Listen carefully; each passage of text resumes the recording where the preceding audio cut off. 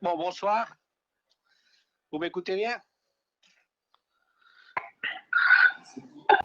Alors. Can you hear? Alors, I think he's mute or not? Okay. Est-ce que vous parlez? Je ne t'entends pas, non? Ok. Are they mute? Okay, let me Là, c'est Bien. mieux? Mais non, C'est ça bon? va. C'est quoi le Roland, je t'écoute. Lionel? Lionel, tu m'écoutes?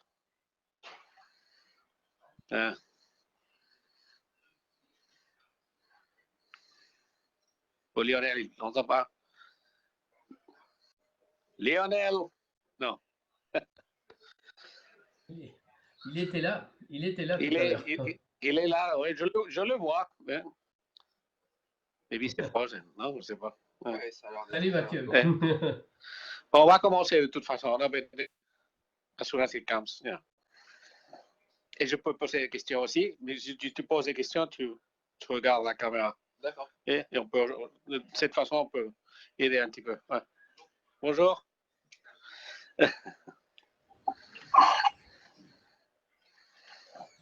On serait prêt en une seconde, OK? OK. It's good. There's one, but I think it might be frozen. Okay. You see there? Yeah. Can he hear Roland? Or OK. Lionel, vous pouvez écouter ou non? OK. Bon, ils vont avoir le... They're going to have the sound and everything later, no? So can you hear? I can hear him. I can hear Roland. So we start with him, Start with him, and then I ask some questions. Yeah? OK. C'est bon? Oui. Tu peux commencer avec Roland? Allô? Bonjour Mathieu. Bonjour Roland. Un petit coucou de Biarritz, comme ça pour te donner un peu d'air du pays. Là.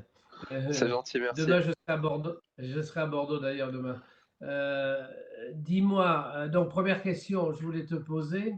Je suppose qu'on les pose en français, pas en anglais. Oui, en français. En français. Donc écoute, l'année dernière, tu avais fait déjà un super parcours à l'US Open. Tu as fait d'ailleurs le même chemin par les qualifications. La première question est une question sportive. Je voulais savoir si ce soir, ou ce jeu, plutôt, c'est pas encore le soir là-bas, aujourd'hui tu signerais pour une 25e place également à l'US Open, ou alors tu remets tout sur la table à zéro et puis tu te battrais pour quelque chose d'encore mieux. Où en est ton état d'esprit ce soir? Moi, je joue au golf pour gagner des tournois. C'est pas parce que c'est un gros tournoi avec plein de stars que je m'en sens pas capable. Donc, je travaille bien, sérieusement. Je frappe bien la balle. Donc, voilà, je vais tenter ma chance et essayer de gagner ce tournoi, bien sûr. Oui, je voulais savoir comment tu t'es été entraîné justement. Est-ce qu'il y a eu un entraînement un peu spécial pour ça? Non, il y a pas vraiment d'entraînement spécial. Voilà, le parcours est dur, sélectif, il y a du rough. C'est sûr qu'il faut axer beaucoup sur les mises en jeu et le petit jeu. Voilà, les greens sont assez petits, donc ça veut dire qu'on va en manquer quelques-uns cette semaine. Donc le petit jeu va avoir beaucoup d'importance. Oui. Est-ce que tu peux me dire comment tu t'es organisé pour un US Open comme ça? Quel jour tu es arrivé? Avec qui? Tu habites où? Loin? Tu te lèves à quelle heure? Pour que les gens comprennent un peu, les auditeurs comprennent un peu comment ça se passe la vie d'un champion à la veille d'un US Open. Moi, je suis arrivé vendredi parce qu'on a un décalage horaire déjà de 9 heures, ce qui est assez conséquent. On n'a pas l'habitude d'avoir autant. Donc, je suis arrivé vendredi. Voilà, je suis arrivé avec mon cadet d'abord, une journée off.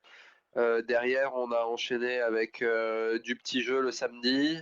Mon préparateur physique nous a rejoint dimanche. J'ai fait ma première reco dimanche et ma première séance de sport dimanche avec mon préparateur physique.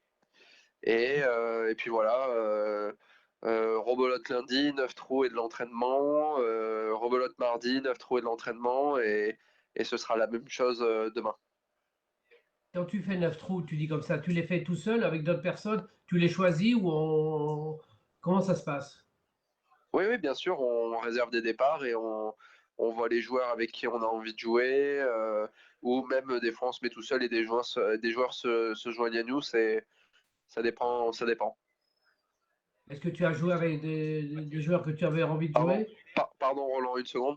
En connexion avec ça, il y a l'histoire de Grégory ici de l'armée. Oui. Est-ce que vous avez parlé avec lui des recommandations pour comment jouer ici?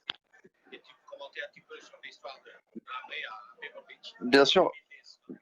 Bien sûr, moi, pour rejoindre la question qui m'est posée à côté, c'est vrai que je m'entends très bien avec Grégory Avray. Donc voilà, j'ai pas hésité direct en sortant des qualifications la semaine dernière à lui écrire un petit message en lui disant voilà Greg, c'était une seconde pour me parler un peu du parcours, et c'est vrai qu'on en a discuté un peu hier, histoire de savoir un peu sa façon de penser sur cette semaine et sur ce parcours qui va être exigeant. Donc voilà, c'est plein de petits conseils, sa façon de voir les choses, et essayer de s'en inspirer pour faire un super résultat comme il a pu faire 9 ans auparavant. Oui, en 2010. On peut savoir les grandes recommandations qu'il t'a faites, les principales? Non, après elles sont assez personnelles. Voilà, ce qui est sûr, c'est que c'est des parcours difficiles, donc voilà, on va avoir plein de coups difficiles, et il faut savoir, euh, il faut savoir être patient, et quand on a des coups difficiles, faire le dos rond, parfois se recentrer, et puis des fois un bon bogey vaut mieux que de tenter un coup risqué qui peut nous rapporter un par, mais nous faire aussi rapidement un double bogey, voire plus. Est-ce que ce parcours te convient? Oui, Lionel? Non, je l'entends pas, Lionel. Ça marche pas. Pardon, Roland? Je veux savoir si c'est un parcours qui te convient, qui convient à ton jeu, à ton esprit peut-être aussi. Est-ce que tu te sens Moi, bien à Pebble Beach? après, l'atmosphère est géniale, le parcours est magnifique. Après, je vais pas cacher que moi, je préfère les parcours avec des greens un tout petit peu plus grands. Voilà, donc c'est des greens assez petits. Je préfère les parcours juste avec des greens un tout petit peu plus grands. Voilà, mais sinon, le parcours est très bien. Les mises en jeu, je suis plutôt à l'aise sur les mises en jeu, donc voilà. C'est juste ces petits greens qui changent un peu parce qu'on n'a pas l'habitude d'en jouer des aussi petits. C'est la seule petite chose que je trouve un peu différente. Oui, dis-moi. Donc, la participation des Français dans les meilleurs. Qu'est-ce que tu penses de la trajectoire, ce qui s'est passé jusqu'ici, et le potentiel du golf français pour être dans les meilleurs, dans les grands tours? Bah, le potentiel du golf français, c'est sûr. Tout le monde nous parle de ça. Il y a plein de commentaires qui sont plutôt négatifs à ce sujet, mais il ne faut pas oublier on est beaucoup de joueurs français. On a un Victor Dubuisson qui a été le meilleur joueur français au classement mondial il y a de ça quelques années. On a plein de joueurs talentueux, on a des victoires, on a de jeunes joueurs qui montent et qui ont envie. Donc moi, je pense que le golf français est en pleine progression, et voilà, il faut juste un peu changer cet état d'esprit et être optimiste et conquérant, et je pense qu'on aura de beaux résultats par la suite.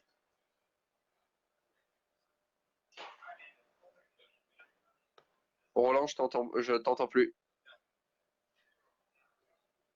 J'entends plus personne. Je crois que ça marche, parce qu'on va envoyer tout. Pardon si ça ne marche pas très bien. Ouais, j'entends plus. Ça va. Merci Mathieu. Monsieur.